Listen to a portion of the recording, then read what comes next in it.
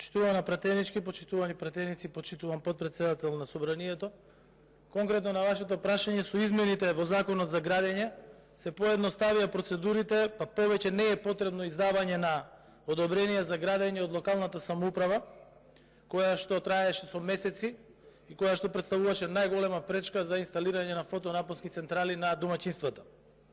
Инвеститорите сега се должни само да ја известат општината и да ги достават потребните документи со основниот проект за централата која што ја прават од овластена фирма. За правни лица ќе биде потребен извод од централен регистар, а за физички лица копија од лична карта, потоа копија од имотен лист за објектот на кој се поставува и основен проект за изведување на централата која што сакаат да инвестираат во неа. Контролата дали се поставени фотоволтаиците, како што е предвидено со проектот, ја вршат општинските инспектори. Од почетокот на 2022 година, кај македонските компании владее огромен интерес за инвестирање во фотоволтаични електрани. Во 2019 за споредба имало 35 нови фотонапонски електрани со моќност од 5,8 мегавати. Во 2020 се 29 со инсталирана моќност од 7 мегавати, додека во 2021 година имало 48 електрани со моќност од 14 мегавати. Од јануари до ноември 2022 година Регулаторната комисија за енергетика и водни услуги има издадено лиценци за производство на електрична енергија од обновливи извори за околу 200 електроцентрали. Најголем интерес има за производство на електрична енергија од фотонапонски електроцентрали, потоа за електроцентрали на биогаз, како и за електроцентрали кои што произведуваат електрична енергија од вода, значи сите од обновливи извори на енергија. Во периодот кога беше најскапа електричната енергија, поради фотоволтаиците во Северна Македонија, имавме електрична енергија која што на крај доведе да имаме најевтина електрична енергија во регионот. Изградбата на фотоволтаици не се случува само во земјата, туку и во целиот регион, и освен тоа, според извештаите, компаниите инвестираат и во енергетски ефикасни начини на производство.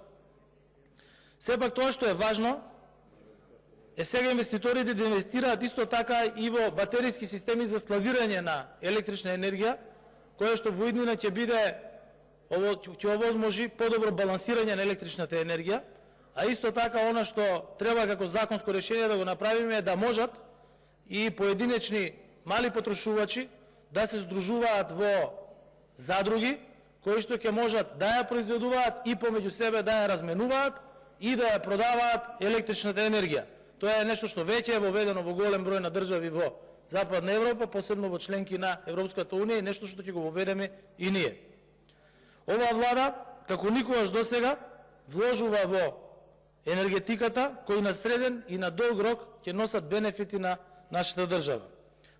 Развиваме и државни проекти за фотонапонски ветерни и хидроелектрани во државна собственост со цел за екнување на позицијата на државното електростопанство. Посветено работиме на развој на енергетиката и тоа се гледа ни сите вложувања во овој сектор во изминатиот период. Исто така преку концептот на стратешки инвестиции разговараме и се преговара за поголеми капацитети на централи за производство на електрична енергија во кои што ќе инвестираат реновирани компании од Германија, Франција, Грција и други развиени западноевропски држави. Во однос на фотонапонските централи кои што се прават по пат на јавно-приватно партнерство од страна на ЕСАМА, веќе првата од 10 мегавати е направена и пуштена во употреба, а во тек е инсталација на 100 мегавати дополнителни во исто така на старите наоѓалишта во Осломеј, со што кога ќе бидат комплетирани сите тие централи, прв пат во Југоисточна Европа ќе има замена на капацитет од 120 мегавати на јаглен со капацитет од 120 мегавати од производство на електрична енергија од сонце. Во текот на 2023 година се очекува да започне и изградба, значи на уште една 10 мегаватна соларна централа во Осломеј, од страна исто така на ЕСАМ, за која што се обезбедува финансирање од Европската банка за обнова и развој.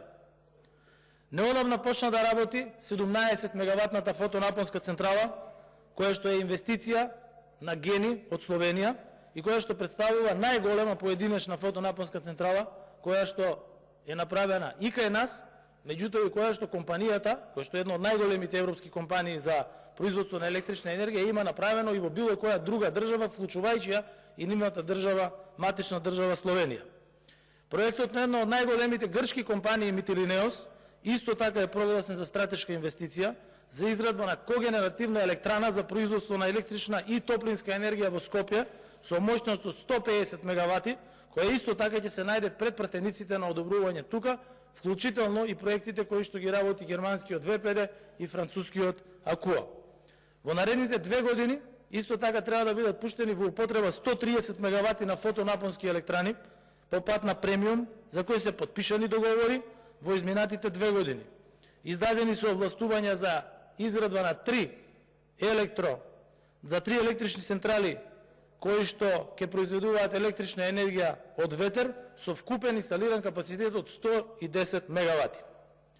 Најзначајниот проект Чебрен, кој што произведува практично базна енергија и кој што со оглед на тоа дека е проектиран да биде реверзибилна хидроелектрана, може да ги користи пиковата вишок електрична енергија од фотонапонските централи и од другите централи од обновливи извори на енергија за своето производство. Исто така е во фаза на евалуација и после 13 неуспешни тендери конечно има понудувач со кој што комисијата која што е задолжена од министерствата разговараат во однос на тоа дали ќе ги исполнат сите услови со цел да може да биде потпишан договор и конечно оваа инвестиција да започне со реализација.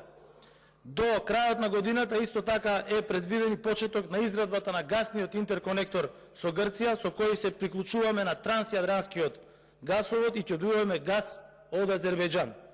Заеднички со нашите соседи исто така инвестираме во Александрополи, терминалот за течен природен газ, каде што веќе имаме закупено количини од половина BCM за потребите на Република Северна Македонија. Исто така, сакам да истакнам еден исклучително значаен факт, а тоа е дека само во 2022 година се изградени електроцентрали и пуштени во употреба и произведуваат електрична енергија со моќност од 152 мегавати инсталиран капацитет, кои што произведуваат електрична енергија од обновливи извори. Регулаторната комисија за енергетика минатата година издаде 267 дозволи за производство на зелена електрична енергија и овие инвестиции имаат значаен придонес во енергетската трансформација и енергетската независност на нашата држава. Овие нови централи што произведуваат електрична енергија од сонце, ветер, вода и биогаз, што се изградени за само една година, се еднакви со енергетските капацитети што се граделе со години, како што се ХЕЦ Козјак, ХЕЦ Света Петка и ветерниот парк Богданци. Значи тоа што е правено со години, сега е направено за само една година. Со инсталираниот капацитет на овие 152 мегавати, само во 2022 година, може да се задоволат и се задоволуваат потребите на 67.500 домаќинства во државата, кои имаат просечна потрошувачка на електрична енергија. Односно, од овие капацитети со обновливи извори може да се задоволат потребите на домаќинствата од 6 градови во државата, како например Охрид, Тетово, Кратово, Крушево, Крива Паланка и Свети Николе. Капацитет направен, инвестиран и ставен во мрежа само во 2022 година. Зелената трансформација ќе продолжи. Вие знаете дека веќе е пуштен, односно комплетно е завршен интерконекторот, гасоводот од Жидилово до Битола. Тоа значи дека во Битола веќе може да започнат работите за инвестиција во когенеративна централа. Веќе се работи на топловод до градот Битола, со што ќе може веќе и Битола конечно, после децении ветување на битолчани, да добијат централно грејење како што има градот Скопје.